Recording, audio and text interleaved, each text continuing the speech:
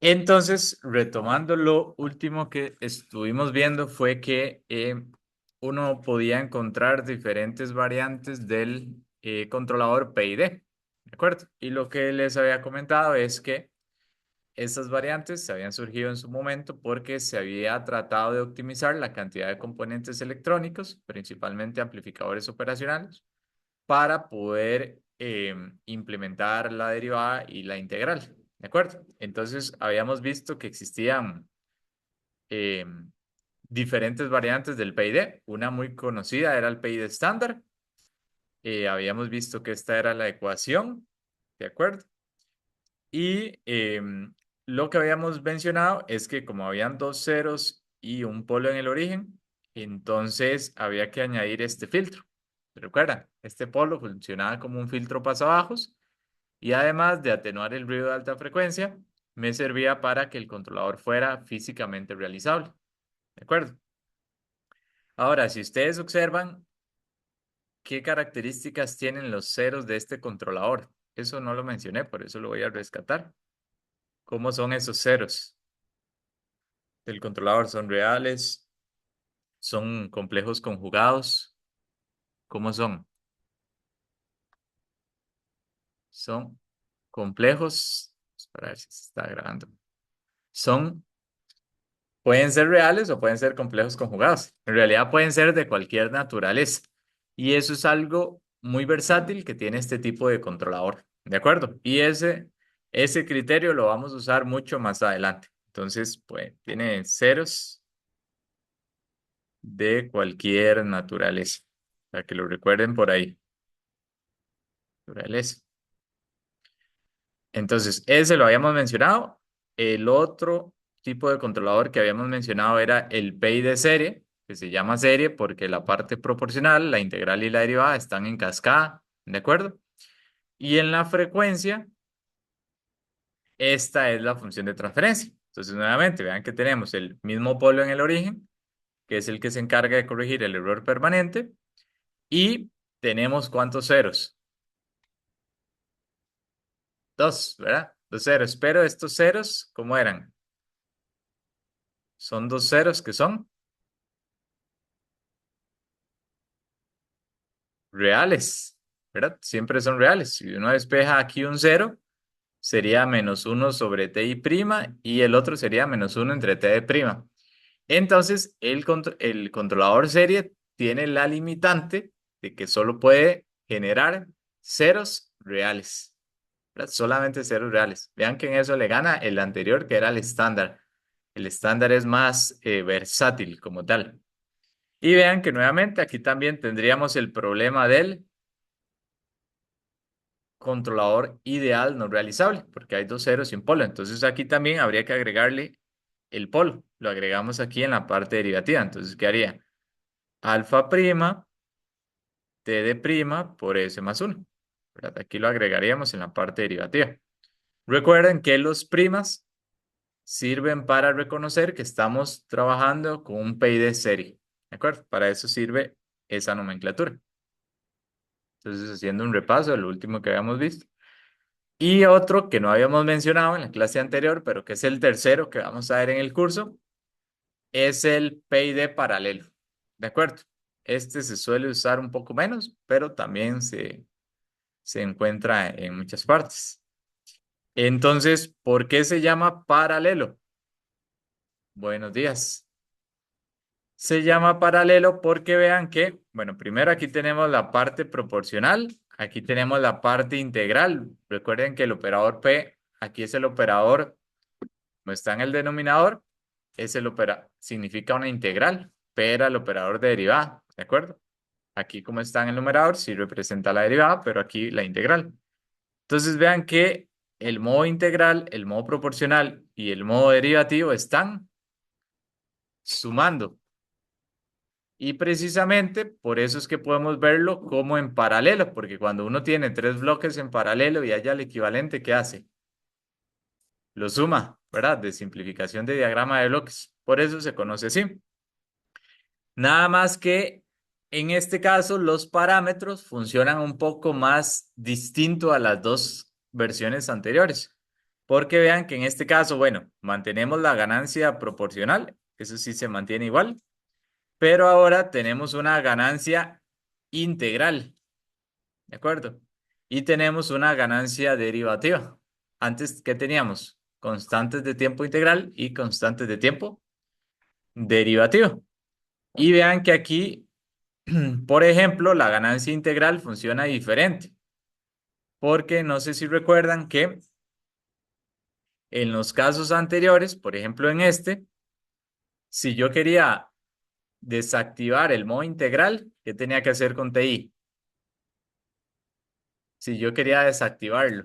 Típicamente voy a querer mantenerlo activo porque el tiempo integral me permite generar error permanente nulo. Pero si quiero desactivarlo, ¿qué habría que hacer con TI? Prima, hacerlo muy grande, ¿verdad? Porque si esto es muy grande, esto tiende a cero. Pero vean que en el PID paralelo, más bien, si yo quiero desactivar el modo integral, ¿qué tengo que hacer con KI? Hacerlo pequeño, hacerlo cero. Entonces vean que hay que tener cuidado porque el paralelo es un poco diferente en cuanto a lo que generan sus parámetros a las dos versiones anteriores, la serie y la estándar.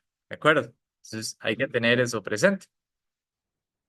Buenísimo. Entonces, ya, ¿cómo es? Ya en la frecuencia, nuevamente tendríamos esta función del PID paralelo y aquí la recomendación siempre es homogenizar y escribirlo como una sola fracción. Entonces, vean que aquí si yo homogenizo me va a quedar K, vamos a ver, me va a quedar KD S cuadrado más KI, bueno, más KP por S, más KI. ¿De acuerdo? Quedaría así. Y entonces, si yo les pregunto cómo son los ceros de este controlador, ¿son siempre reales? ¿Son siempre complejos conjugados? ¿Cómo son?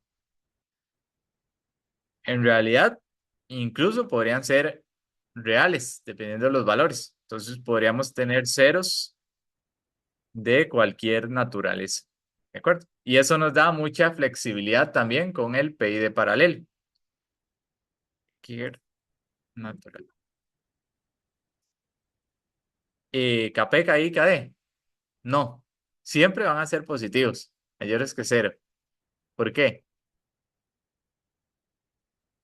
No pueden ser reales. Eh, bueno, ¿qué pasa, por ejemplo? Digamos que KD sea uno, ¿verdad? Poniendo valores matemáticos nada más, que KP sea 2 y que KI sea uno para ponerlo fácil.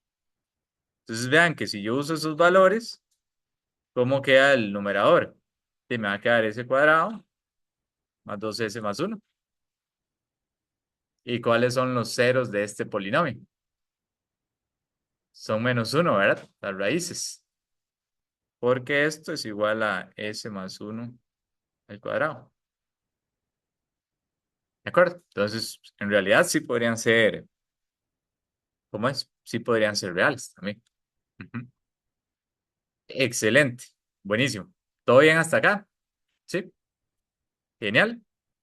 Entonces, ahora sí, como yo les mencioné, y ya lo hemos visto en la clase anterior, hay algunas características que tenemos que añadir a los controladores para que sean realizables.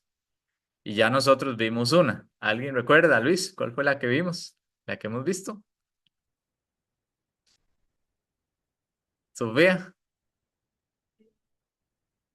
que hemos agregado al controlador ideal para hacerlo realizable. Un, un filtro, ¿verdad? Un polo.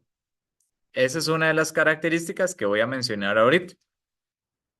Entonces, hay como tres características, ya vimos dos, falta una de ver. ¿De acuerdo? Entonces, el filtro en la derivada para hacer el controlador realizable. O sea, agregamos un polo adicional para por lo menos tener la misma cantidad de ceros que de polos.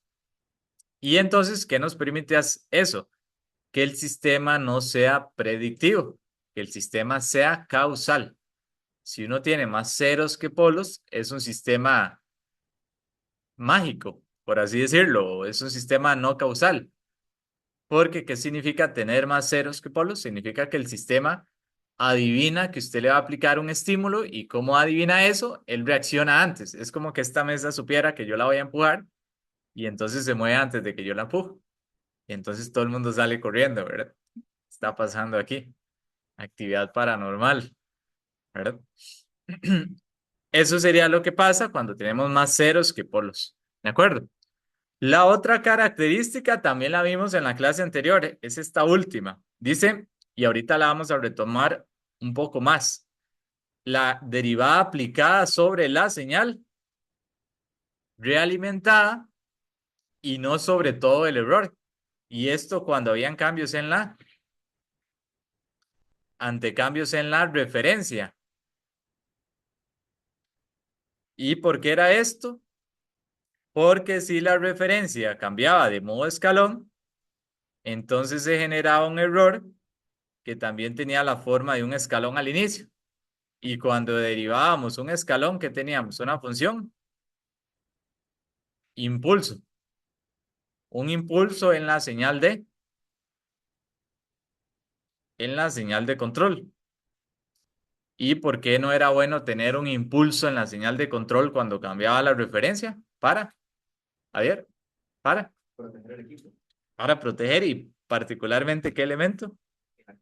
Para proteger el actuador. Porque al actuador no le gustan esos cambios bruscos. Abrir o cerrar una válvula de golpe. Encender o apagar una bomba.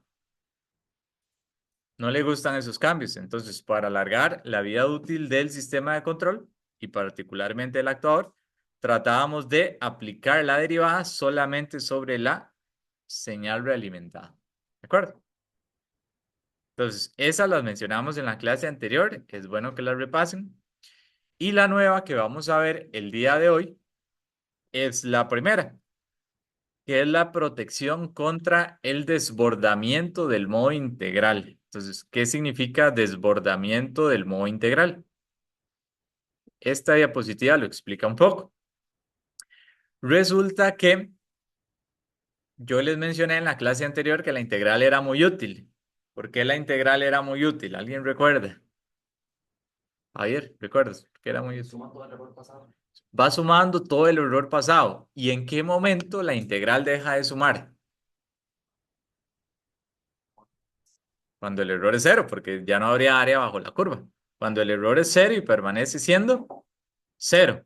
Entonces, ¿por qué se puede desbordar la integral? Porque podría ser que bajo ciertas circunstancias, por ejemplo, cambios en la referencia muy grandes o perturbaciones muy fuertes, podría ser que se genere un error muy grande. Y entonces, ¿qué hace la integral? La integral va sumando, va sumando, va sumando, va sumando. Y puede ser que el error vaya lentamente acercándose a cero. Y entonces, como vamos sumando mucho, mucho y mucho, la integral como tal va a tomar valores muy grandes, porque la integral va acumulando todo ese error. Entonces, ¿qué ocuparíamos nosotros para que la integral no llegue a tomar valores excesivamente grandes? Lo que ocuparíamos es que el error cambie de signo, porque si vamos sumando, por ejemplo, error positivo, mucho error positivo, ¿de acuerdo? Significa que la referencia está por encima de la señal realimentada. Y entonces, ¿qué ocupamos? Que la señal realimentada alcance la referencia. Ahí sería error cero. Pero si la señal realimentada se pasa a la referencia, ya el error es negativo. Entonces, si por ejemplo estamos acumulando mucho error positivo, para que la integral baje su valor, lo que ocuparíamos es empezar a sumar error negativo.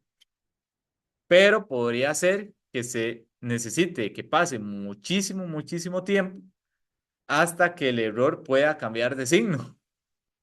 Y entonces, ¿qué pasaría? Que tendríamos valores excesivamente grandes en la integral. Y por lo tanto, la señal de control lo que haría sería saturar al actuador. ¿De acuerdo? Y nos sirve un actuador saturado. Nos sirve una válvula completamente abierta o completamente cerrada cuando controlamos el nivel de un tanque. No nos sirve, ¿verdad? No nos sirve tener una señal de control saturada, ¿verdad? Nos sirve tenerla en un punto intermedio donde podamos subirla o disminuirla, ¿verdad, Gabriel? Eso sí nos sirve bastante. Entonces, precisamente para evitar eso, es que se han creado diferentes mecanismos para tratar de hacer que cuando la integral se va desbordando, cuando va sumando mucho, mucho, mucho, se han creado mecanismos para tratar de corregir y hacer que la integral vuelva a su rango normal. ¿De acuerdo? Que no se sature en un valor muy grande o en un valor muy pequeño. Y uno de esos mecanismos se conoce, o esos mecanismos en general se conocen, como aquí lo menciona la presentación, se conocen como el anti-reset windup. ¿De acuerdo? Entonces, hay diferentes variantes del anti-reset windup. Aquí vamos a ver uno. Bueno, yo voy a mencionar dos. Voy a mencionar este, que es muy conocido en la literatura, y voy a mencionar otro que se implementa muy fácil a nivel de microcontroladores. Entonces, por eso también lo voy a mencionar, para que tengan ahí eh, un tip práctico si llegan a implementar algún tipo de control. Entonces, ¿cómo funciona este método de protección contra el desbordamiento del modo integral? Entonces, si ustedes observan, aquí tenemos varios elementos. ¿Qué elementos tenemos aquí? Principalmente los modos de control. Entonces, observen que aquí viene la referencia, ¿de acuerdo? Esta es la referencia. Aquí viene la señal, ¿cómo se llama esta? La señal realimentada, ¿verdad? Muy bien. Y entonces significa que aquí tendríamos ¿cuál señal? El error, ¿de acuerdo? Entonces vean qué interesante. El error se multiplica por Kp. O sea, aquí tenemos el modo proporcional, ¿verdad? En este cuadrito. Vean que el error, luego por aquí, tenemos TI, Kp sobre TI. Recuerden que TI era la constante de tiempo integral. Pero vean que aquí más adelante, omitamos esta señal que viene por abajo de momento. Vean que si yo trabajo solo con esto, el operador P es el de derivada. Pero ¿qué significa 1 sobre la derivada? Aquí tendría la parte integral, ¿verdad? Aquí tengo la parte integral. La que tengo que prevenir que no se desborde.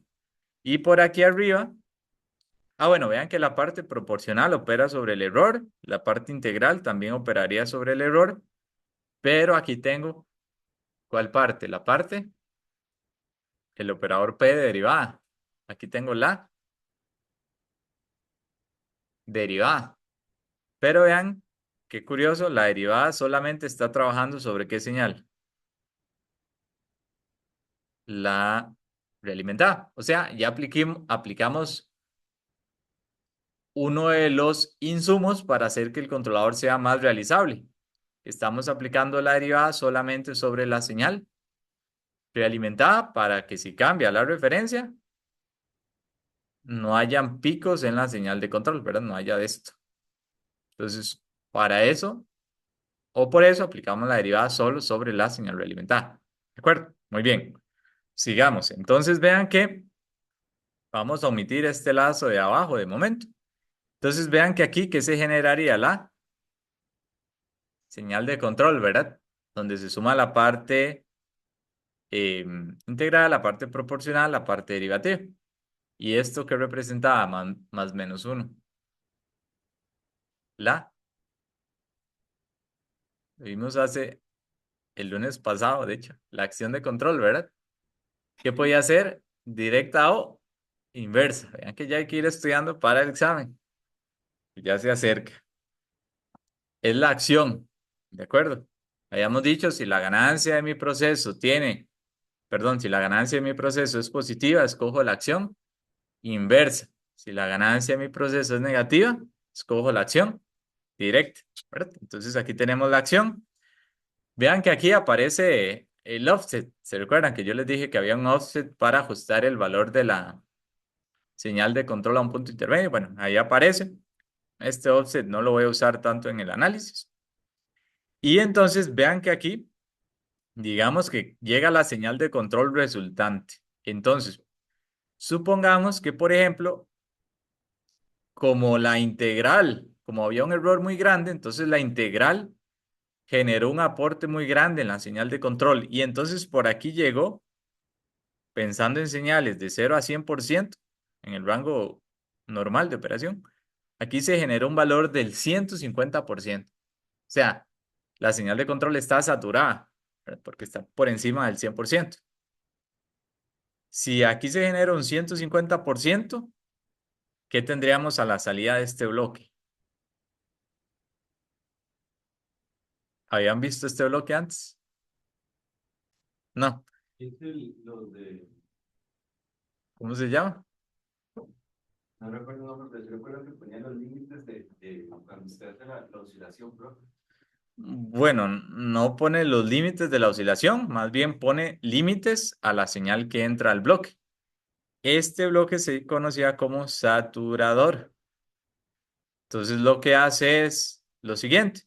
Si la señal de control está por encima de 100, o sea, si la señal que entra está por encima de 100, entonces a la salida pone un 100, como en este caso. Si la señal que entra al bloque está por debajo de 0, entonces aquí pone un 0. Y si la señal que entra al bloque está entre 0 y 100, mantiene el mismo valor. O sea, lo que hace es restringir la señal que entra para que lo que salga siempre esté entre 0 y 100. Por eso se llama saturador, porque limita la señal entre 0 y 100. ¿De acuerdo? Entonces vean que aquí saldría un 100, si aquí hay un 150. Entonces, ese 150 se viene por aquí, pero como entra por un menos, aquí abajo tendríamos un menos 150. Y aquí vean que este 100 llega. ¿Cuánto sale de este punto de resta? ¿Cuánto tendríamos aquí? Menos 50. ¿De acuerdo? Entonces, es que aquí venía 150. Entonces, en realidad, aquí que tendría con este menos es menos 150. Y 100, entonces sale menos 50. Este menos 50, vean que es la diferencia entre la señal de control saturada y la que está justo en el límite, ¿verdad? Este menos 50, vean que yo lo multiplico por una constante, por un peso, ¿de acuerdo? ¿Y qué hago? Bueno, multiplico por una constante. Ahorita vemos para qué sirve esta constante. Significa que aquí llega un valor negativo, ¿verdad? Partiendo de que t sub t es, como es una constante de tiempo, es un parámetro positivo. ¿Y qué hacemos? Aquí estamos sumando algo negativo. Pero vean que la señal de control aquí estaba muy positiva. Si la señal de control estaba aquí muy grande, muy positiva, significa que aquí la integral estaba integrando error positivo. ¿De acuerdo? Entonces, como teníamos un error positivo muy grande, se generó este valor de 150. ¿Qué hacemos para contrarrestar ese error positivo muy grande? Sumar un aporte negativo. Vean que ese aporte negativo se suma ¿a qué? Al error. O sea, ¿esto qué hace? Contrarrestar esto que es muy grande y positivo, porque esto es de signo negativo. Y ya luego eso se integra. O sea, vamos a empezar a sumar cosas negativas. ¿Y para qué hacemos eso? Para que la señal de control baje y esté dentro de un rango entre 0 y 100. O sea, baje a valores por debajo de 100. Vean que la señal de control va a empezar a bajar, va a empezar a bajar. Y ya cuando llega a 99, ¿qué pasa? Ya este bloque no haría nada, porque ya cuando llega a 99, este bloque, como ya la señal está entre 0 y 100, mantiene el mismo valor. Y si aquí yo meto 99 y aquí sale 99, ¿cuánto da la señal aquí en este punto? A la salida del punto de resto. Da cero y ya cero por algo da cero y aquí ya no estaría haciendo nada. O sea, él solo corrige para mantener la señal entre cero y 100. ¿De acuerdo? Ahora, ¿qué pasa si tenemos lo contrario? Más bien hay un error negativo. O sea, la salida de mi sistema está muy por encima de la referencia. Entonces aquí más bien, en lugar de tener 150 tenemos menos 40.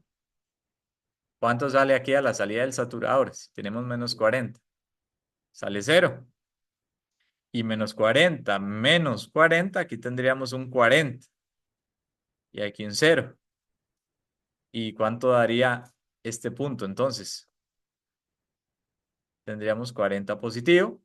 Y dijimos, hay un error negativo muy grande.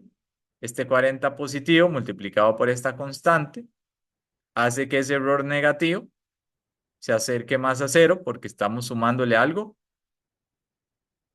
positivo. Y entonces, ¿qué va a pasar?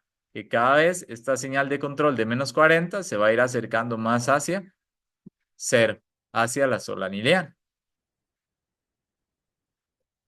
¿Quedó más clara la idea? ¿Celeste? Sí, buenísimo. Entonces, ¿para qué sirve esta constante T sub T? Para saber qué tan rápido quiero hacer que mi señal de control llegue a la zona lineal, porque vean que si aquí yo tengo menos 50 y yo multiplico por una constante más grande que uno, entonces eso rápidamente va a empezar a contrarrestar el error positivo grande que tenía por acá. O sea, si yo quiero contrarrestar rápido el error, yo ocupo que esta ganancia sea más grande que uno. Y para que esta ganancia sea más grande que uno, ocupo que T sub T sea un valor pequeño, ¿verdad? Menor a uno. ¿Verdad? T sub T ocuparía un valor pequeño. Si yo quiero que más bien la señal de control entre lentamente en la zona lineal, pues hago más bien T sub T muy grande para que este factor sea pequeñito. Pero típicamente T sub T tiene valores menores a uno. ¿De acuerdo? Para tratar de que la señal de control rápidamente esté entre 0 y 100. ¿Estamos bien hasta ahí? Sí. Perdón, vean que aquí algo que se está haciendo es como, si aquí está la salida, la señal de control, vean que estamos como haciendo una especie de realimentación hacia atrás. Entonces, a este método o a esta técnica se le conoce como back calculation o cálculo hacia atrás. De hecho, si ustedes revisan en Simulink hay un bloque que se llama PID y una de las pestañitas que uno configura es el saturador o el anti-window. Y van a ver que entre las opciones del anti-window van a encontrar uno que se llama back calculation, que es precisamente este que hemos explicado. ¿De acuerdo? ¿Estamos bien hasta acá? Sí. Entonces, les voy a explicar otra técnica que es más para efectos implementativos, efectos más prácticos, porque es más sencilla de implementar.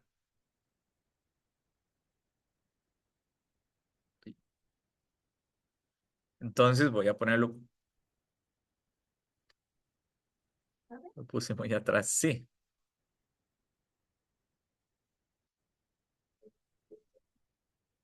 Nosotros digamos que ver cuánto nos está dando la señal de control y de ahí elegimos el valor que queremos para corregir. Sí, tendríamos siempre que estar supervisando el valor de U, ¿verdad? Supervisando este valor acá.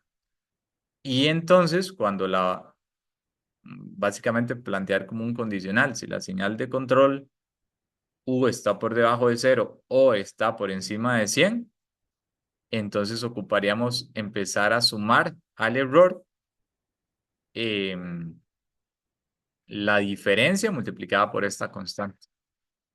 Ujú. Pero hay una forma todavía más sencilla de hacerlo, que es la que les voy a mencionar. que el segundo método, escribirlo por acá, segundo método anti-Windap se llama o se conoce como el integrador condicional. Integrador condicional. Y creo que en el bloque PID de Simulink aparece como clamping, me parece. Entonces, esto es muy sencillo porque uno podría suponer, bueno, mi señal de control, depende de cómo ustedes la programen, ¿verdad? Uno podría decir, bueno, mi señal de control tiene tres aportes. Un aporte en la señal de control es el aporte de la parte proporcional al error. Otro aporte en la señal de control es el aporte de la parte integral. Y otro aporte en la señal de control es el aporte de la parte derivativa. Entonces, si U de t es, a ver, si U de t es menor que cero o U de t, pensando en señales normalizadas entre 0 y 100, o U de t es mayor que el 100%, ¿qué debería yo hacer para prevenir el desbordamiento del modo integral? Entonces, algo sencillo que uno podría hacer es, entonces, UI, el aporte del modo integral, lo hago cero, ¿de acuerdo? Si esto pasa, entonces simplemente, ¿qué hago? Por eso se llama integrador condicional. Lo único que hago es desactivar el aporte del modo integral. Y entonces, ¿qué sería U de t? Solamente tomaría en cuenta la parte proporcional y la parte derivativa. Entonces, de implementar eso es muy sencillo, ¿verdad? Bastante sencillo. Literalmente estamos anulando la parte integral. ¿De acuerdo? Y ya cuando em, la señal de control vuelva a valores entre 0 y 100, pues mantenemos los tres modos.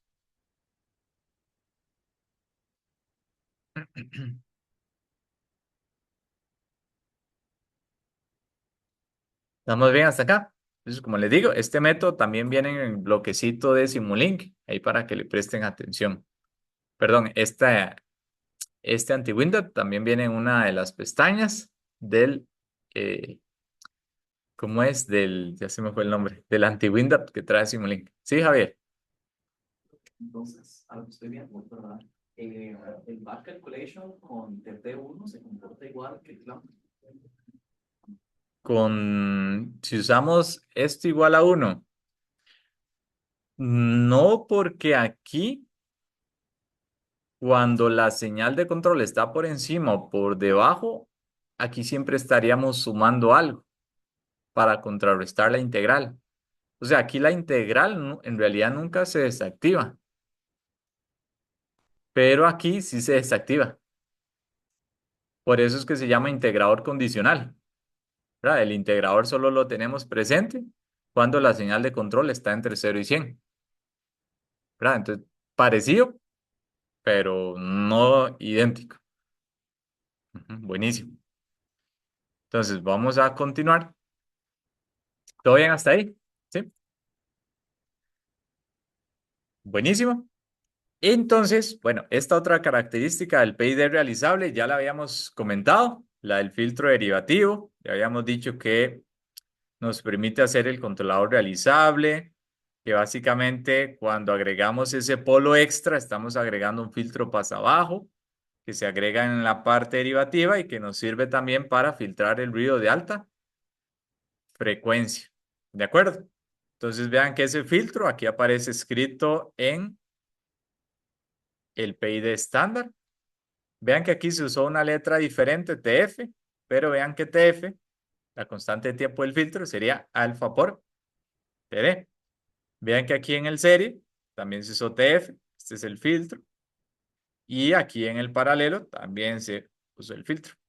¿De acuerdo? Nada más se agregó ese polo en la parte derivativa. ¿De acuerdo? Sí. ¿Cuál era tu nombre? O sea, ahorita. Ajá. Este filtro es como para mejorar el sistema, pero no es necesario. Exactamente, como que es algo como, en teoría es bueno ponerlo para que tengamos la cantidad de poros, el sistema Sí. ya, Realizable. ya.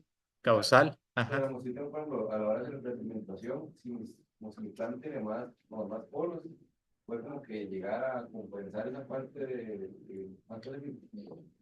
Sí, matemáticamente, si su planta, por ejemplo, si su planta tiene más, como es, más polos que ceros, entonces se puede compensar y hacer que la función de lazo cerrado sea realizable. Pero ¿cuál es el problema? Que para efectos de implementación, usted tiene su algoritmo de control aquí en un bloquecito y ese algoritmo de control recibe una entrada y genera una salida. Entonces usted ese bloquecito no lo va a poder simular si su modelo matemático tiene más ceros que polos. Entonces siempre se va a ocupar, ¿verdad? Para que por lo menos ese bloquecito del algoritmo de control funcione bien. Ujú. Buenísimo. Aquí puse esta hoja que no hace falta. No sé si la puedo eliminar. Ajá. Buenísimo. Y entonces, vean que aquí nos habla un poco de la constante de tiempo de ese filtro. Y ya yo les había dicho que alfa era típicamente escogido como punto uno, ¿verdad? Y es el valor que nosotros vamos a usar. ¿Y para qué era que se escogía un alfa punto uno? Porque yo les había dicho, típicamente nosotros diseñamos nuestro algoritmo de control con la versión ideal, o sea, con dos ceros y un polo. Y con esa versión ideal tratamos de cumplir especificaciones como sobrepaso máximo, tiempo de asentamiento, error permanente. Y entonces, ¿por qué lo hacemos así? Sí, porque es más sencillo, son dos ceros y un polo. ¿Y qué hacemos luego? Simplemente agregamos el filtro que hace el controlador realizable. Entonces, para no afectar mucho esas especificaciones que diseñamos con el controlador ideal, ¿qué hacemos? Poner un polo que no sea muy dominante, que no sea muy dominante. Entonces, eso implicaba que el alfa tenía que ser muy pequeño, pero no lo hacíamos extremadamente pequeño porque también ese polo que agregábamos queríamos que funcionara como filtro. Y si hacíamos el alfa muy pequeño, ese filtro iba a tener ese filtro pasabajos tendría una frecuencia corta exageradamente alta, de tal forma que podríamos llamarlo un filtro pasatodos. O sea, no está haciendo nada, ¿verdad? ¿De acuerdo? Entonces, por eso era que escogíamos un alfa punto uno. Vamos para que lo recuerden por ahí. Excelente.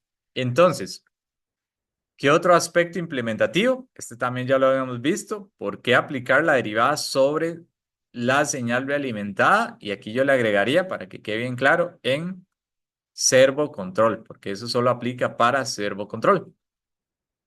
Entonces, habíamos dicho que era para evitar los picos en la señal de control.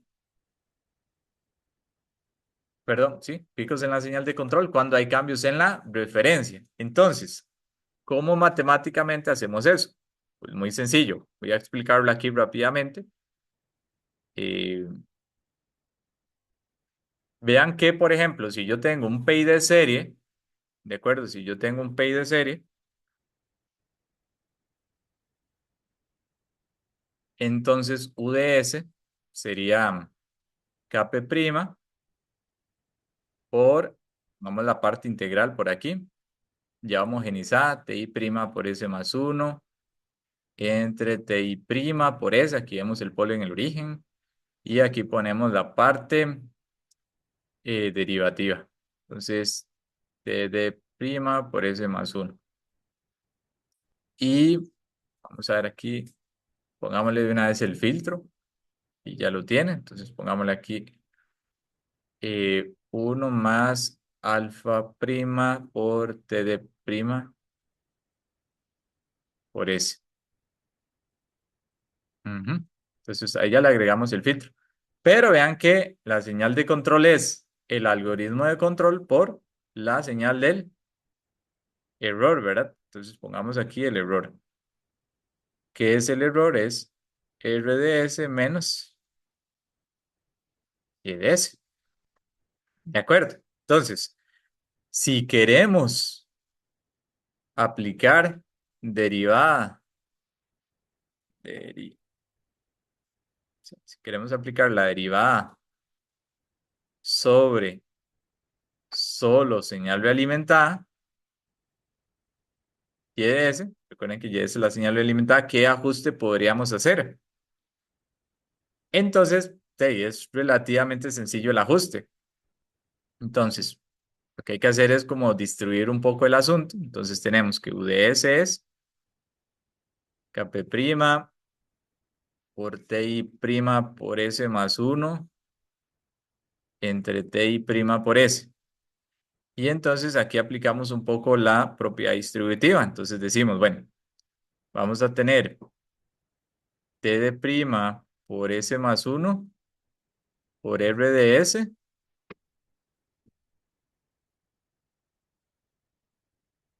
entre 1 más alfa prima, 1 más alfa prima por T' por S. Y aquí menos T' por S más 1 por Y de S entre 1 más alfa prima por T' por S. Y aquí ponemos un paréntesis grandote. ¿Qué dice ahí? Simplemente desarrollar, ¿verdad? Un poco la expresión. Entonces, si ustedes quisieran hacer este ajuste, ¿qué podríamos meter en esta ecuación de aquí? Si quisiera aplicar la derivada sobre solo la señal realimentada. Vean que aquí tengo la derivada que opera sobre la referencia. Y aquí tengo la derivada que opera sobre la señal realimentada. ¿Dónde no quiero que opere la derivada? ¿Aquí o aquí? En la referencia. Entonces, ¿qué podría hacer yo? No diría que he sacado de la manga, pero puedo agregar aquí un factor que en la presentación se llama el gamma. Vean que este gamma multiplica a la derivada y a la referencia. ¿Qué pasa si yo pongo gamma igual a 0?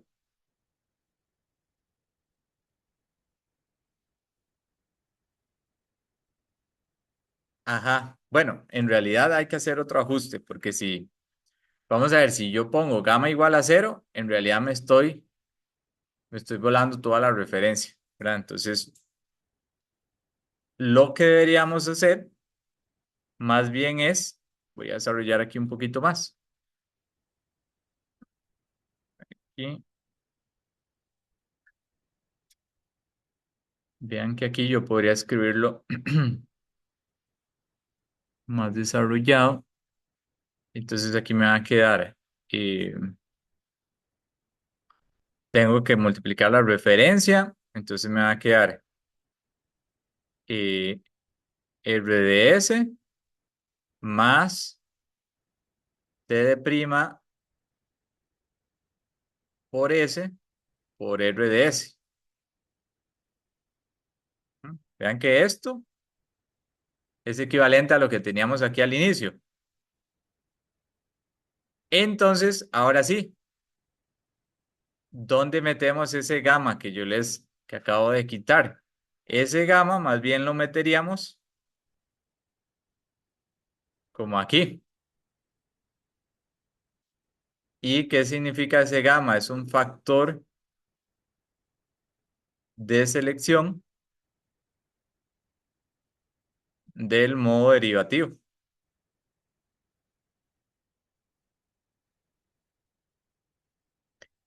Entonces, ¿para qué nos sirve ese gamma? ¿Qué pasa si yo hago gamma igual a 0? Si gamma es igual a 0, entonces, ¿qué estoy haciendo? No aplico la derivada sobre R de S, ¿verdad? Que es lo que yo quiero. No aplico derivada sobre R de S. Entonces, ese es el ajuste que más adelante se menciona en la presentación. Me dicen si estamos bien. Vean que aquí yo hice el análisis para un PI de serie. Pero entonces uno podría hacer algo parecido para los otros tipos de PID. Por ejemplo, para el PID estándar, ¿cómo lo haría uno? Para el estándar, entonces yo diría, bueno, ¿qué es UDS? UDS es KP por uno más uno entre TI por S más TDS entre alfa TDS más uno y esto multiplicado por el error, por R menos Y. Entonces, ¿cómo haríamos aquí el ajuste? Pues, todavía más sencillo. Entonces uno diría, bueno, esto es KP por uno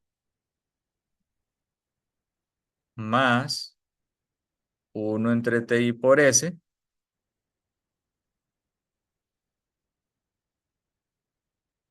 Ujú. Y vean que aquí, entonces yo podría decir, bueno, más gamma, em, podría verlo mejor así. Entonces sería esto,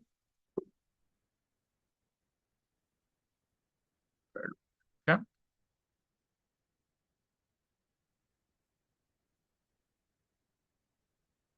Bueno, voy a meter aquí el gamma, más gamma por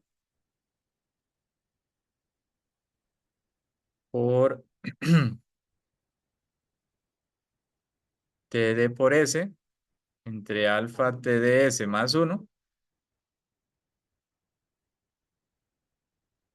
pero aquí voy a meter a la referencia, ajá, aquí meto paréntesis grande, ujú. Luego menos KP por uno más uno entre TI por S, más TD por S entre alfa TD por S más uno, o Y de S. Entonces, si en este caso yo también quiero aplicar la derivada solamente sobre Y de S, ¿qué hago con gamma? Gamma igual ¿a qué? A ver, gamma igual a cero. Y genero lo mismo. La derivada solamente se aplicaría sobre la señal realimentada. ¿Estamos bien hasta ahí? Sí. Entonces, vean qué interesante, porque si uno lo hace así, uno matemáticamente podría decir que está como desacoplando los controladores. Vean que aquí, como gamma vale cero, típicamente esto no lo tendría. Entonces yo podría decir que este controlador que está aquí es el controlador CR o el algoritmo de control CRDS. ¿Por qué CRDS? Porque vean que estos elementos solamente están operando sobre la referencia, mientras que estos de aquí abajo están operando sobre la señal realimentada y por ende los puedo llamar como C sub Y. O sea que matemáticamente yo podría decir que la señal de control UDS es el controlador de valor deseado CRDS multiplicado por la referencia menos el controlador de realimentación multiplicado por la señal realimentada. ¿Les vieron qué chiva? Separamos el controlador matemáticamente en dos partes. Y eso se podría hacer con el PID estándar o con el PID serie incluso. Sí, el gamma. Recuerden que yo dije que no es bueno aplicar la derivada sobre la referencia, porque si hay un cambio de escalón en la referencia, se genera un impulso en la señal de control, un pico muy grande. Entonces, para evitar eso, ¿qué hacemos? Como no queremos tener la derivada, como acá, sobre la referencia, agregamos este factor gamma. Y si lo escogemos cero, entonces ya quitamos la derivada de influir sobre la referencia. Es para evitar esos picos en la señal de control, que típicamente se escoge gamma igual a cero. Ujú. Con gusto.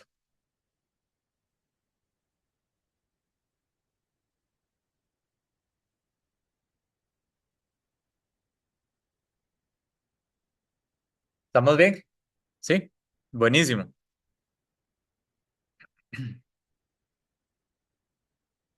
Entonces, esto que acabo de explicar aparece aquí en la presentación. Entonces, vean que nada más que ahí lo hice paso a paso para que ustedes vean cuál es la deducción. Vean que aquí, por ejemplo, se habla de un controlador PID industrial. Entonces, ustedes dirían, este es un cuarto tipo porque vimos el serie, vimos el paralelo y vimos el estándar. Entonces, el industrial es un nuevo tipo. En realidad no, porque el industrial básicamente es un controlador serie, pero con aspectos adicionales de implementación, que son los que hemos mencionado. Si ustedes observan, esta ecuación del controlador que se llama PID industrial, y se llama así porque se usa mucho a nivel industrial, básicamente es un PID serie. Y vean que nuevamente, ¿qué se hizo? El algoritmo de control se dividió en dos bloquecitos. El CR, que tiene la parte proporcional e integral, y el C sub Y, que ya sí incluye la parte derivativa, porque aquí sí queremos aplicar la derivada sobre la señal realimentada. ¿De acuerdo? ¿Estamos bien hasta ahí? Buenísimo. Vean que eso mismo se puede hacer con el PID estándar. Entonces, el PID estándar también. Entonces, el CR, tenemos parte proporcional, parte integral, y en el CY tenemos la parte proporcional, la parte integral y la parte derivativa. Y el CY se llama así nuevamente porque opera sobre solamente la señal realimentada. Vean que aquí se hace referencia, ¿de acuerdo? O se le puso aquí un 1, ¿verdad? CR1 y CY1. ¿Qué significa ese 1? Que estamos trabajando con un grado de libertad. Eso ya lo había mencionado un poquito. ¿Qué significaba un grado de libertad? Simplemente que el algoritmo de control lo puedo diseñar o solo para servocontrol o solo para control regulatorio. ¿De acuerdo? Ahorita vamos a ver cómo agregar un segundo grado de libertad. ¿Estamos bien, Luis? Sí. Jonathan, excelente. Entonces, ustedes dirán, bueno, como modificamos un poquito el diagrama de bloques, ¿cómo se afectan las funciones de lazo cerrado? Si ahora tenemos, entre comillas, dos algoritmos de control, CR y CY. Entonces, en realidad, las funciones de lazo cerrado cambian muy poco. Acá lo tenemos.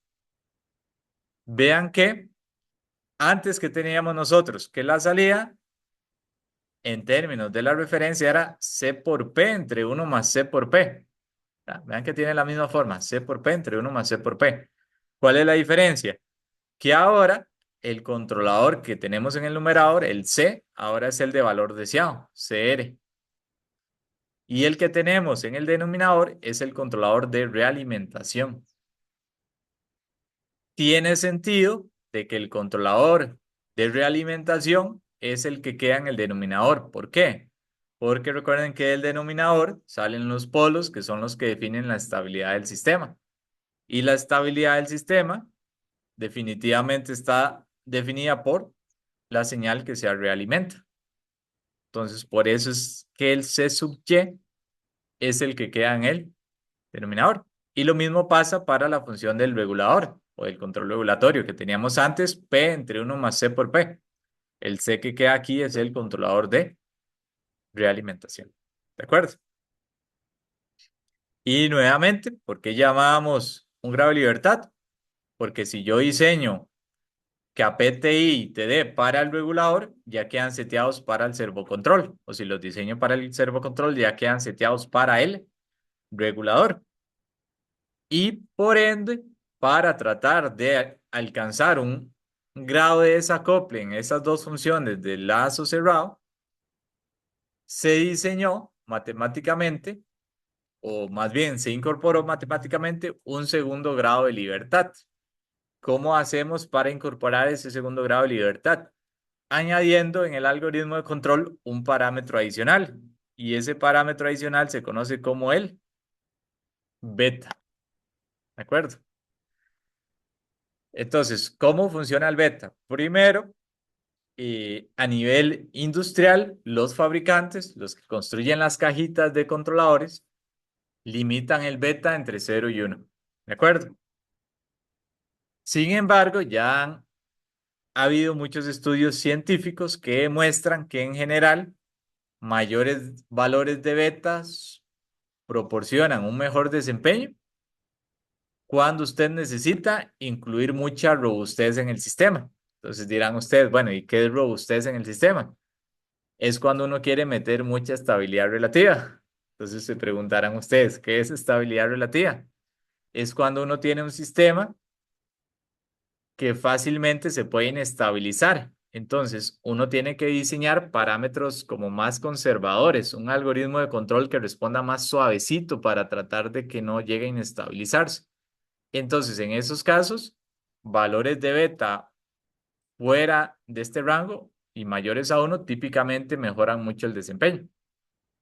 ¿Por qué les digo eso? Y porque esta restricción uno solamente la tiene si uno compra un controlador industrial, una cajita. Pero si uno programa el algoritmo de control en un STM, en una Raspberry Pi o en un ESP32 que están de moda, ¿verdad? Usted puede meter el valor que usted quiera, ¿verdad? Entonces no habría ninguna limitante en ese sentido. Entonces, ¿cómo se ve ese beta en el algoritmo de control? ¿En qué, perdón? En incrustado, sí. O en microcontroladores. Trabajo mucho con los STMs. Es el curso recomendado. Laboratorio de microcontroladores, muy bonito. Eh, Buenísimo. Entonces, ¿dónde se ve ese beta? Vean que ese beta, aquí aparece, esta es la ecuación del algoritmo de control de un PID estándar. Entonces, ¿dónde se observa el beta? Vean que el beta aparece por aquí. Y entonces dirán ustedes, bueno, ¿y para qué sirve ese beta? Primero, vean que ese beta es un factor de peso sobre la referencia. Típicamente, un beta igual a 0 no nos sirve porque si no, anula la referencia. ¿De acuerdo? Pero entonces, ¿para qué sirve? Para que el sistema responda más rápido cuando hay cambios en la referencia. ¿Cómo podemos observar eso?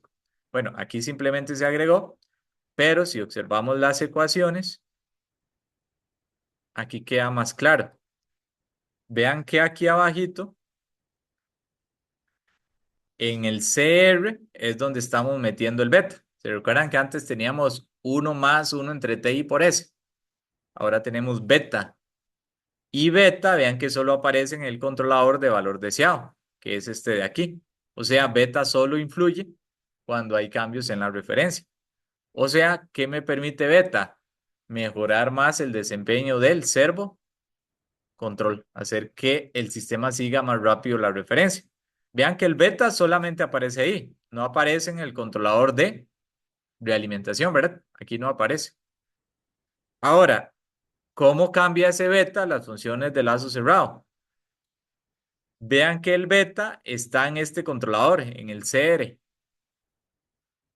Y eso nuevamente nos reafirma que el beta solo afecta el servo control. Entonces, ¿por qué se dice que ese beta es un segundo grado de libertad? ¿Por qué? O cómo es que se genera ese segundo grado de libertad. Véanlo así. Vean que el CY, el controlador de realimentación, ¿qué parámetros tiene? Si me devuelvo aquí en la diapositiva, para hacerles el forro, ¿qué parámetros tiene? KP, TI, TD. ¿De acuerdo? Voy a apuntarlos por aquí. El CY tiene a KP, TI y TD. Y por lo tanto, cuando yo diseño el CY, ¿cuál de los dos modos de control está directamente relacionado? ¿Servocontrol o control regulatorio? ¿Cuál está directamente relacionado? Yo diría que el regulador porque solamente depende de CY. O sea, cuando yo diseño estos tres parámetros, ya diseñé el regulador. Entonces, ¿qué pasa si por X motivo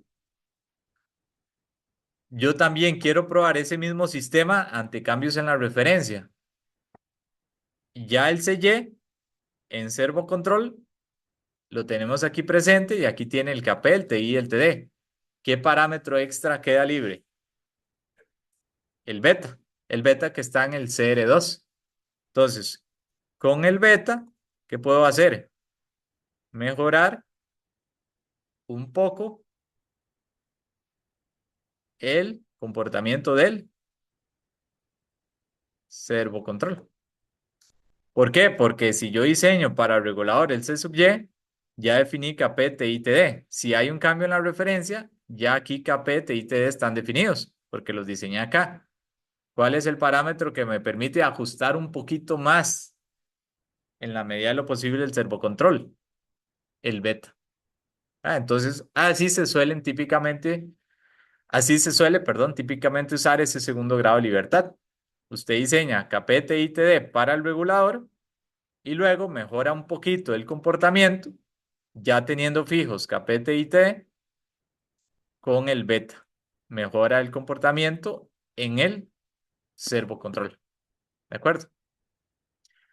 O sea, uno podría decir, bueno, entonces aquí tendríamos un comportamiento óptimo en regulador, aplicando esta metodología de dos pasos, sería un comportamiento óptimo en regulador, pero en el servocontrol sería, podríamos llamarlo subóptimo, porque en realidad solo estoy ajustando el beta para que funcione bien el servocontrol. ¿De acuerdo? Sí,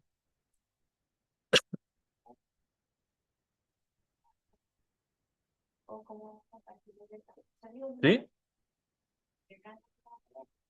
No, usted lo diseña. Si es un controlador industrial, va a estar limitado entre 0 y 1. Pero digamos que usted va a usar otro tipo de microcontrolador, usted lo puede diseñar para que se comporte bien ante cambios en la referencia. O sea, el beta solo me va a afectar el servo control. ¿De acuerdo? Ajá, buenísimo. Entonces, aquí lo que se muestra más adelante es la incorporación del beta en los distintos algoritmos, ¿verdad? Voy a pasar por encimita, en el paralelo y finalmente en el industrial. Lo que tienen que tener más claro, lo más importante son cómo varían las funciones de lazo cerrado y dónde se ubica el beta.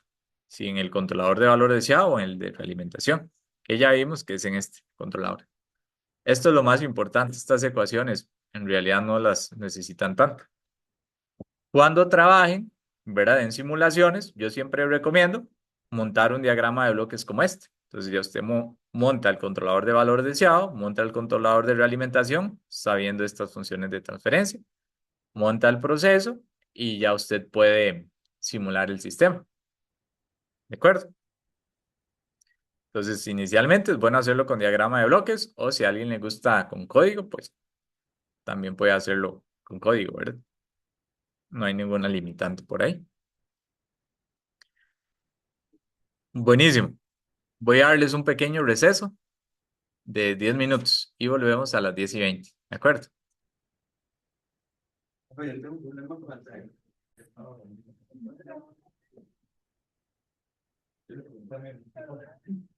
Entonces resulta que, por ejemplo, podría ser que Luis esté trabajando con el diseño de un sistema de control de temperatura y Luis esté usando un controlador industrial en una cajita, ¿verdad? Esas cajitas ya tienen programado un algoritmo de controlador fijo, puede ser el paralelo, puede ser el estándar, puede ser el industrial, pero Luis resulta que no había revisado el datasheet o la hoja de especificaciones del controlador. Entonces resulta que Luis no revisó que el controlador tenía implementado un PEI de serie y él, cuando hizo simulaciones y planteó el diseño, diseñó un PEI de paralelo. ¿Qué podría hacer Luis en ese caso? Él diseñó un PEI de paralelo, hizo las simulaciones, cumplió las especificaciones, pero llega a la práctica a setear los parámetros en la cajita y lo que tiene es un PEI de serie. Si no leí al revés. Lo que tiene es un PEI de serie. ¿Qué podría hacer Luis? Diseñó un paralelo, pero en realidad la cajita tiene programado un PEI de serie. ¿Qué podría hacer Luis? Usar, bueno, podría usar eso, ¿verdad? Usar las fórmulas de conversión. Para eso están, ¿verdad? Entonces, resulta que no es lo ideal, ¿verdad? No es lo ideal, pero uno podría usar, por ejemplo, Luis, podría decir, bueno, aquí no están, de hecho, ese caso, ¿verdad? Pero yo creo que uno lo puede deducir, digamos, cómo pasar de un PID paralelo a un serie. Eso se podría deducir. Vean que aquí está, por ejemplo, el caso para pasar de un PID paralelo a un estándar, de un PID serie a un estándar o de un PID estándar a un serie. Sin embargo, no siempre se puede hacer la conversión y eso es lo que quiero comentar ahorita un poquito. ¿Qué restricciones hay? Entonces, voy a escribirlo por acá. Un momento. ¿Qué restricciones tenemos? Entonces, si ustedes recuerdan, voy a escribir aquí el algoritmo de control de un PID serie. Si yo tengo un PID serie, recuerden que el algoritmo era K' por Ti' por S más 1 por Ti' por S. Voy a poner el ideal por T' por S más 1. ¿Cómo eran los ceros de este controlador? Eran ceros que siempre eran reales, ¿verdad? Pero si yo, por ejemplo, tengo un estándar,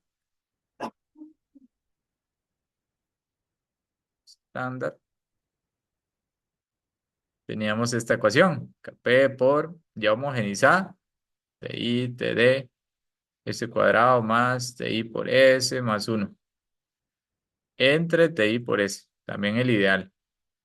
¿Cómo eran los ceros de este controlador? Podían ser reales o, o complejos conjugados, ¿verdad?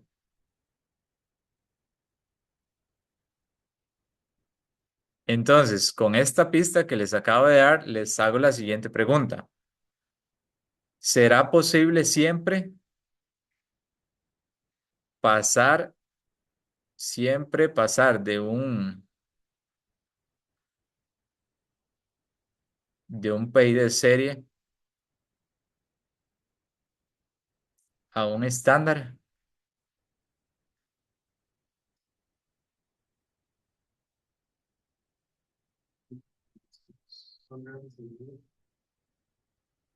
De un PI de serie a un estándar. Siempre será posible.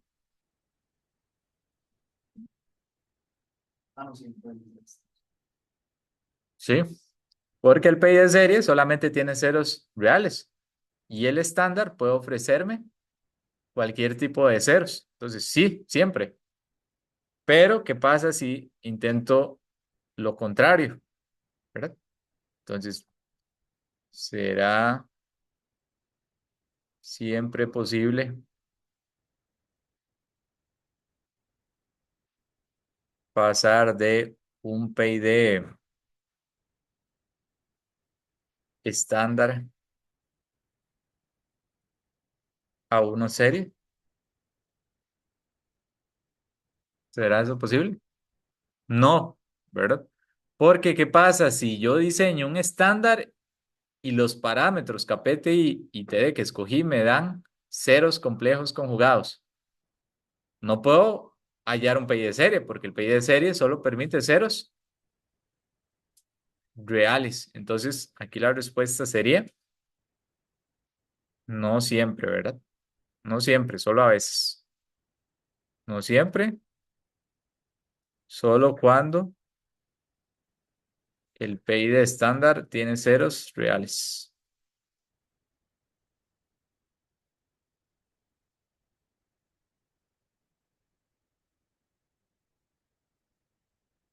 ¿De acuerdo? Entonces siempre vamos a tener esa restricción. Y esa restricción es la que se menciona aquí en la presentación, ¿verdad? Siempre existe un PID estándar equivalente a un PID serie, pero no siempre existe un PID serie equivalente a un PID estándar. Y esa restricción, eh, esa restricción se tiene de este determinante, bueno, de esta formulita, porque vean que aquí hay una raíz cuadrada. No voy a entrar en mucho detalle en esta fórmula, pero resulta que esta raíz cuadrada eventualmente podría arrojar un número imaginario. Y si esto da imaginario, este factor de conversión FC da imaginario. Y vean que ese FC se utiliza aquí en algunas ecuaciones como un factor multiplicador. No podemos generar un parámetro imaginario, ¿verdad? Entonces, es por eso, ¿verdad? Y aquí dice que típicamente para poder hacer la conversión, por ejemplo, de estándar a serie, tiene que cumplirse esto, que TI sea mayor que 4,2 veces TD. ¿Sí, Sofía? No, las notas. Ok.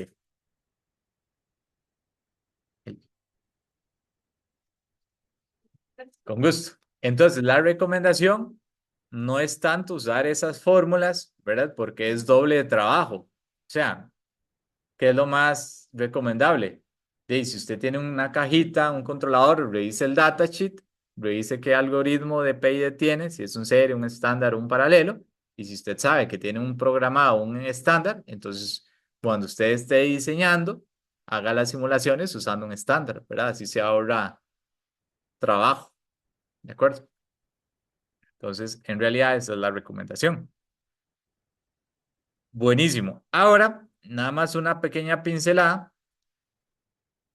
¿Cómo podría uno implementar entonces el controlador?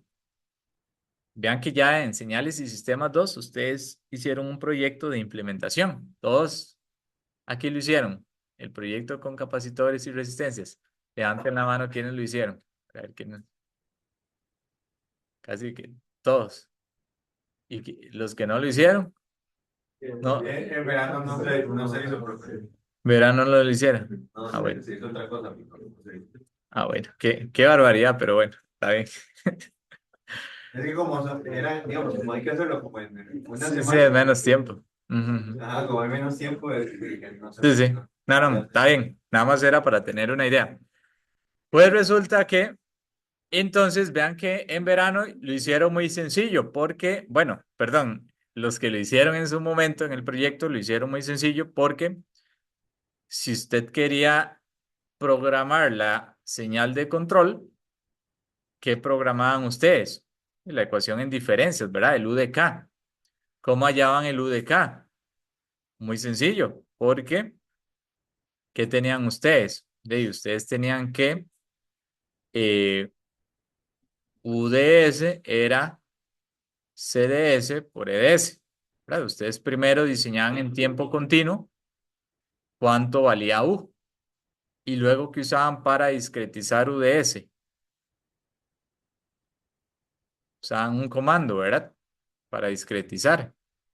Ese comando era C2D, de continuo a discreto. ¿Y qué les arrojaba esto? Ahí el UDK. Y listo. Y, ah, em, bueno, sí, tiene razón. Sí, esto tiraba el UDZ y ya luego usted aplicaba transformada cinta inversa y ya el UDK y lo programaba, ¿verdad? Ujú, muy bien. Y vean que aquí en el C2D ustedes seleccionaban la aproximación, que típicamente la que usaban era la de Tustin o la bilinear. La aproximación de discretización. Eso se definía ahí. Entonces, ¿cómo podría hacer esto uno de una forma incluso un poco más manual? ¿Verdad? más manual en el sentido de comprender realmente qué es lo que se estaba haciendo en esta discretización, porque si ustedes aplicaban el comando, les tiraba esto y ustedes mágicamente lo metían y funcionaba, ¿verdad? Un poco así era el asunto. Principalmente ustedes lo que hacían era diseñar CS con el LGR, ¿verdad? Y lo diseñaban un poco al tanteo, verificando el sobrepaso máximo, ajá, y el tiempo de asentamiento, ¿verdad? Aquí ya todo eso lo van a hacer ya más analítico, ¿verdad? Y ya más pensando en cómo es que funciona todo bien.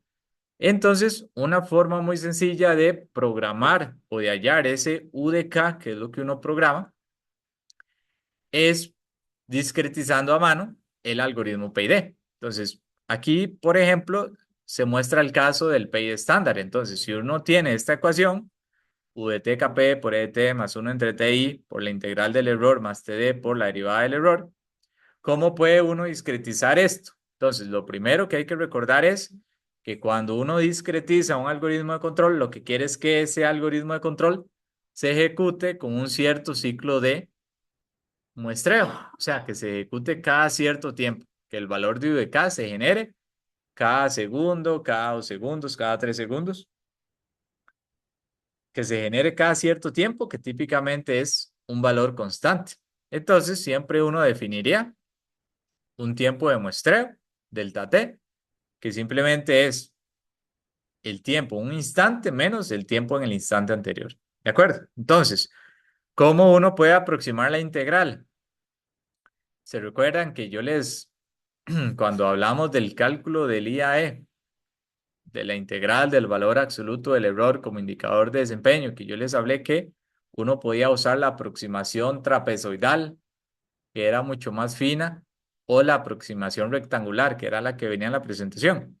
Entonces, una forma sencilla es de agarremos este término de la integral del algoritmo de control y discreticémoslo y hagámoslo con la aproximación. ¿Cuál sería esta aproximación? Hacemos una aproximación sencilla, la rectangular. Ya si queremos que la señal de control quede más fina, podemos usar la aproximación trapezoidal, por ejemplo. Entonces, ¿cuál sería la aproximación de la integral?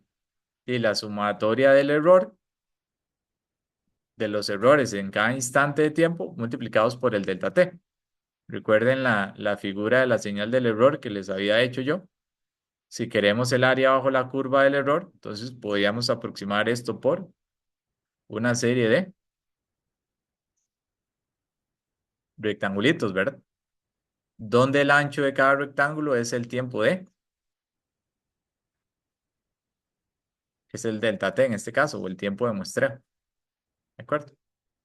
Entonces, es una forma rápida de discretizar la integral. Y vean que esto, matemáticamente, en un microcontrolador, de ahí se calcula fácil, ¿verdad? Es simplemente una variable que vaya sumando el error multiplicado por el tiempo, ¿verdad? Por el delta t, perdón. ¿Cómo lo haríamos con la derivada? De ahí, también muy sencillo. ¿Qué es la derivada? De la derivada, grosso modo, es delta y entre delta x, ¿verdad? El cambio en y, el cambio en el error actual menos el error pasado, entre el delta t. Y vean qué fácil, ya tenemos una aproximación de la derivada, o sea, de este término de acá. ¿Y qué hacemos entonces? Si ya aproximamos la integral, aproximamos la derivada, podemos meterlo en esta ecuación y ya generar la versión discreta, porque ¿cuál es la versión discreta de dt? El error presente es edk nada más.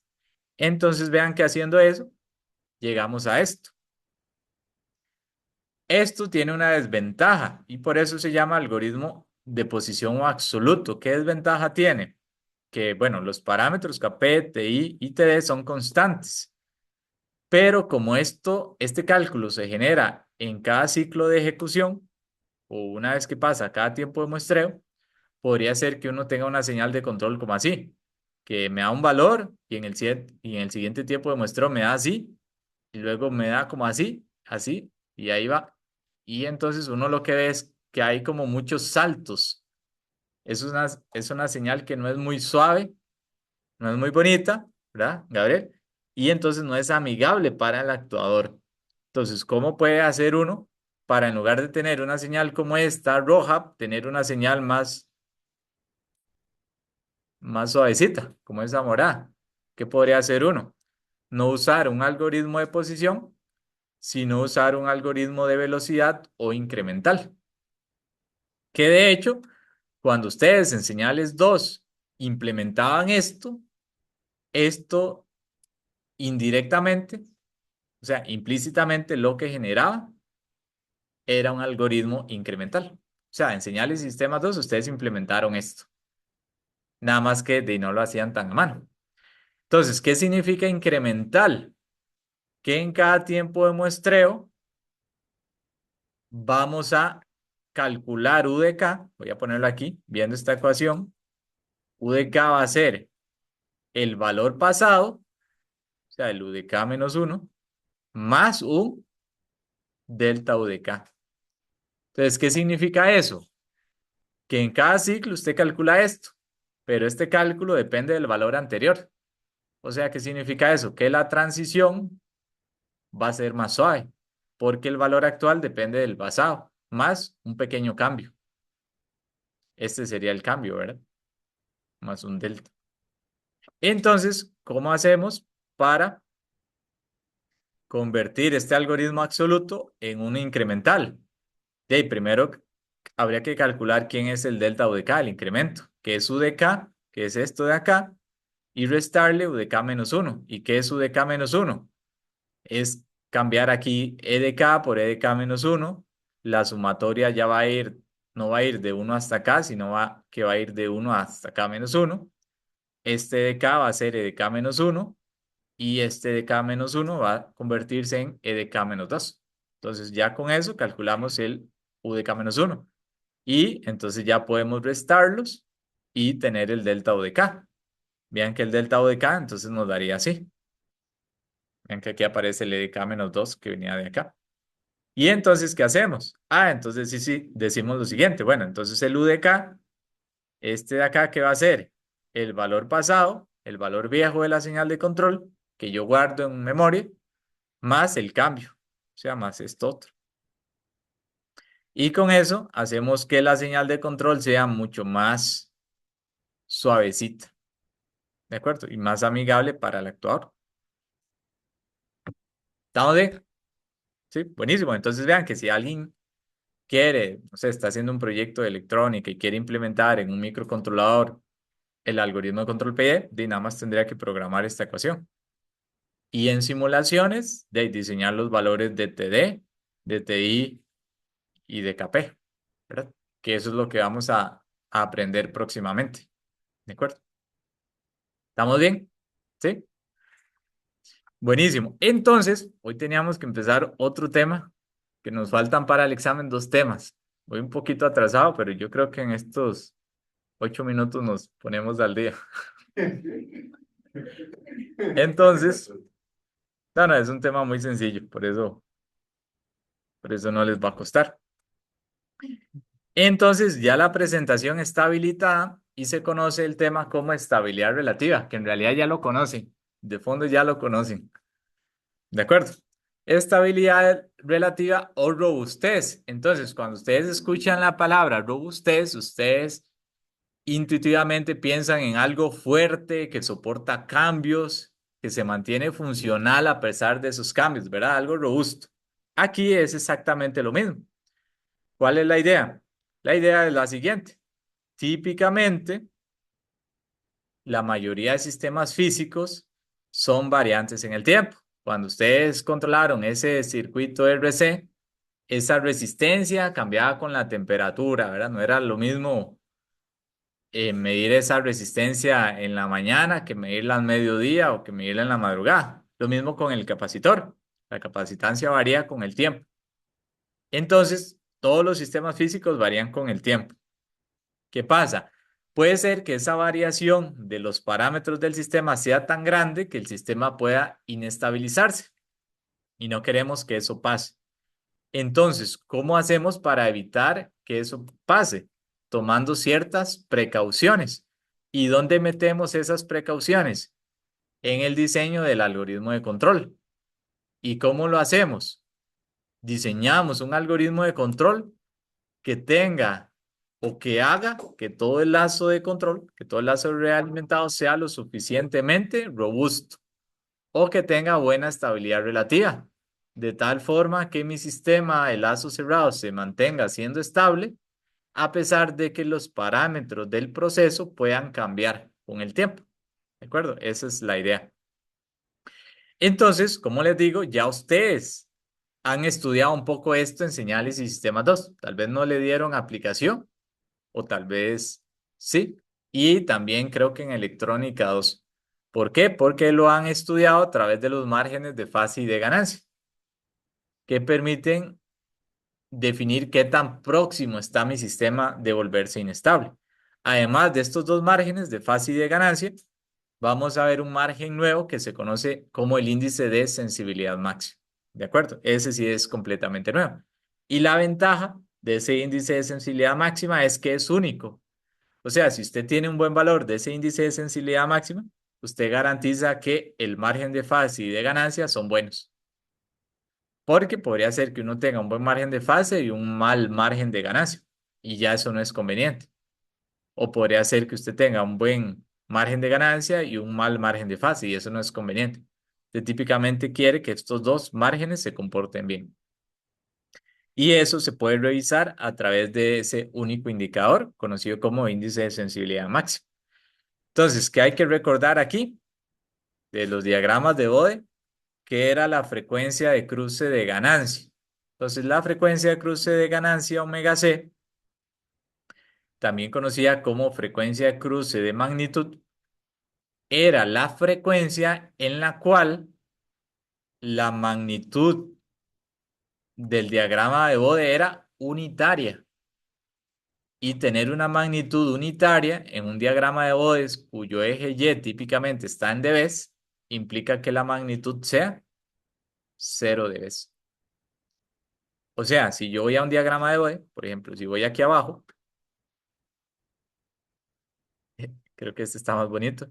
Entonces, si voy al diagrama de Bode de magnitud, que es este de arriba, el de fase es el de abajo, vean que cuando la magnitud es 0 dB, esta frecuencia, ¿cómo se llama? Esta frecuencia, omega c. ¿De acuerdo? Y la otra frecuencia importante es la frecuencia que se llama, voy a verla de una vez aquí, omega pi, que está aquí abajo. ¿Qué representa omega pi? Es la frecuencia donde la fase de mi sistema es menos 180 grados. Entonces vean que aquí tengo menos 180 grados hasta cortar el diagrama de Bode por aquí. Significa que aquí esta frecuencia más o menos es omega pi. ¿De acuerdo? Entonces dirán ustedes, ¿y por qué estudiamos esas dos frecuencias? ¿Por qué estudiamos omega c y omega pi? Porque si ustedes notan, en los diagramas de bloques que hemos visto, si ustedes recuerdan las funciones de transferencia, lazo cerrado eran C por P entre 1 más C por P en el servocontrol. Y en el regulador, el MYD era, ¿alguien recuerda? P entre 1 más C por P.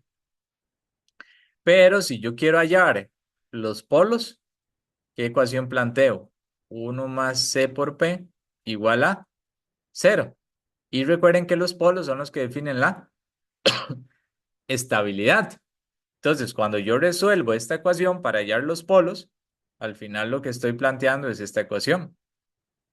C por P igual a menos 1. ¿Y qué significa esto? Que quiero igualar la función de lazo abierto a una magnitud unitaria, que precisamente la tengo en la frecuencia omega c, magnitud unitaria, y además con una fase negativa. Y una fase negativa implica una fase de menos 180 grados, que la tengo en la frecuencia de cruce de fase, que llamamos omega pi. Entonces, por eso es que esas dos frecuencias son importantes, porque al final son las que resuelven la ubicación de los polos de mi sistema, que al final son los que definen la estabilidad del sistema. ¿De acuerdo? Entonces, ¿cuál es la idea acá? La idea acá es tenemos este sistema de lazo cerrado, ¿de acuerdo? Y entonces vamos a abrir el lazo. Vean que aquí abrimos el lazo y vamos a meter aquí una señal sinusoidal, ¿de acuerdo? Vamos a vamos a meter una señal sinusoidal porque lo que queremos estudiar es la respuesta en frecuencia. Y la forma más fácil de estudiar la respuesta en frecuencia es con señales sinusoidales, porque fácilmente podemos cambiar la frecuencia manteniendo la amplitud. Yo creo que en el laboratorio de electrónica 1 veían la respuesta en frecuencia de un filtro pasabajos, me parece. De todos los filtros. ¿Sabes? Buenísimo. Entonces, es un experimento parecido. Entonces, nuevamente, ¿por qué la respuesta en frecuencia? Porque queremos analizar la estabilidad desde el punto de vista de diagramas de Bode que analizan la respuesta en frecuencia. ¿De acuerdo? Entonces, ya para terminar, ¿qué vamos a hacer? Entonces, lo que vamos a hacer es decir lo siguiente. Bueno, aquí la función de lazo abierto, si yo abro la realimentación, ¿verdad? Si yo quito esto, la función de lazo abierto es C por P, que en la frecuencia se expresa así. La magnitud simplemente es la magnitud de C por P y la fase de esa función de lazo abierto es la fase de C y la fase de P. Entonces, si yo quiero meter una señal, y ya con esto termino, si yo quiero meter una señal sinusoidal E1 aquí para estudiar cuánto vale la señal E2, cuánto vale la señal E2 en cuanto a magnitud, pues va a ser la magnitud de C por P. Bien que aquí en este cablecito llega una magnitud unitaria, la referencia la seteamos en 0, entonces al final la magnitud de E2 es la magnitud de la función de lazo abierto, de C por P. ¿Y cuál es la fase y la señal que llega a 2? Va a ser la fase de C por P más menos 180 grados por ese negativo que tengo ahí. Entonces resulta que aquí voy a meter una señal sinusoidal, pero esta señal sinusoidal la voy a meter a la frecuencia omega pi. ¿De acuerdo? Entonces, si yo la meto a la frecuencia omega pi, ¿qué pasa con la fase? Como aquí tengo omega pi, por definición esto vale menos 180 grados. Entonces, menos 180 más menos 180 grados me da menos 360. Y pues esta magnitud no se ve afectada por la frecuencia a la cual trabaja. Entonces, ¿qué significa eso? Que como yo trabajo a la frecuencia omega pi, la señal que me llega en E2 está en fase con la señal en 1. Están en fase ambas señales. ¿De acuerdo? Y entonces, ¿qué pasa? Lo que pasa, bueno, lo comentaremos en la siguiente clase. ¿Ya? De momento, lo importante es comprender que la señal 1 va a estar en fase con la señal E2.